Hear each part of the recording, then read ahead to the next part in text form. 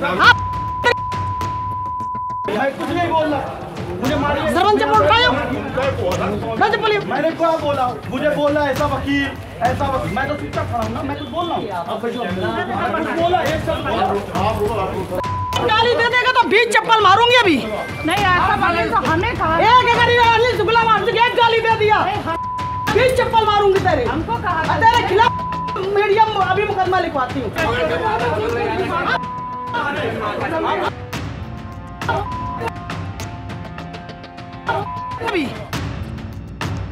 ये जो आप गाली पाठ सुन रहे हैं, ये सब हो रहा है योगी सरकार में मंत्री प्रतिभा शुक्ला वारसी के सामने।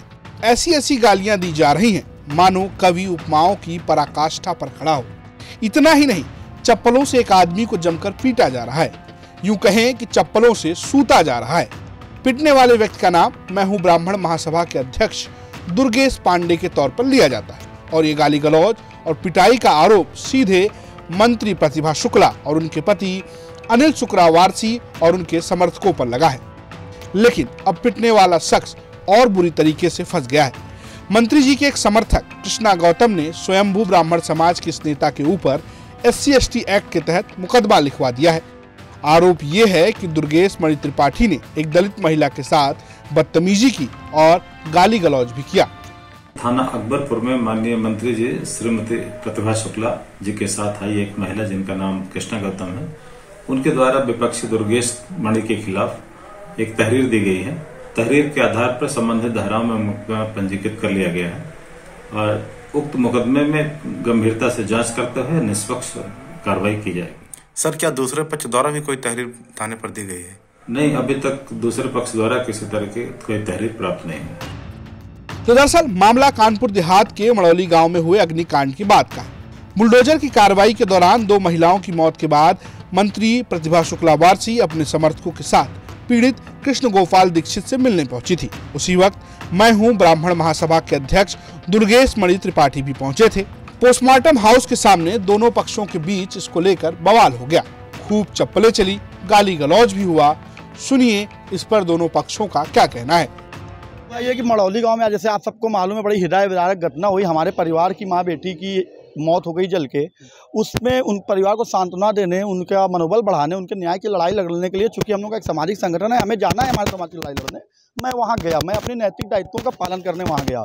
मेरे वहाँ जाने पर मैंने देखा कि मंत्री जी और ये लोग जो हैं पीड़ित परिवार को दबाकर और समझौते का प्रयास करा रहे थे और उनको दबाने का प्रयास। तो मैंने वहाँ जाके इन लोगों का विरोध किया। इन लोगों को ये बात अखर गई। इनको ये लगा कि कैसे मैं इनका विरोध कर सकता हूँ। इनका विरोध मतलब जो दम्भ होता है वो इनका दिखा कि विरोध कर, तो ये लोग चले गए। उसके बाद जब शासन प्रशासन ने मुझे बताया कि भाई आप समझाइए, मैंने समझाने का भी प्रयास किया, परिवार को शासन से मिलवाया। मैंने कहा परिवार ही बात करेगा। दोनों के बीच में सामंजस्य बैठा के इसको एक निष्कर्ष तक पहुंचाया मैंने। चप्पल की घटना कब हुई, कहाँ से? ये पोस्टमार्टम हाउस में हुई, जब राजशेखर साहब कमिश्नर साहब ने मुझसे बोला कि दुर्गेश आप चले जाइए। कुछ जो है समाज के नेता के नाम पर अराजक तत्व हैं, जिनका काम ही है कमाई करना, उल्टे सीधे काम करना और ऐसे मौकों पे पहुंच जाना। तो इसी तरीके से ये लोग परसों भी घटना स्थल पर पहुंचे थे। मंत्री जी को उल्टा सीधा बोला, फेसबुक पे उल्टा सीधा डाला, गाली गलौज किया, नारे लगाए। हम लोग शांत रहे, कुछ नहीं बोले। कल जो है वो जो हमारे पूर्व अध्यक्ष हैं भारतीय जनता पार्टी के राहुल अग्निहोत्री, उनसे भी गाली गलौज किया, उनके साथ भी धक्का मुक्की किया। और वही लोग पोस्टमार्टम हाउस में आकर के सरकार विरोधी नारे लगा रहे थे। तो और हम लोगों के खिलाफ भी उल्टा सीधा बोल रहे थे, जिसपे कार्यकर्ताओं ने उसका विरोध किया।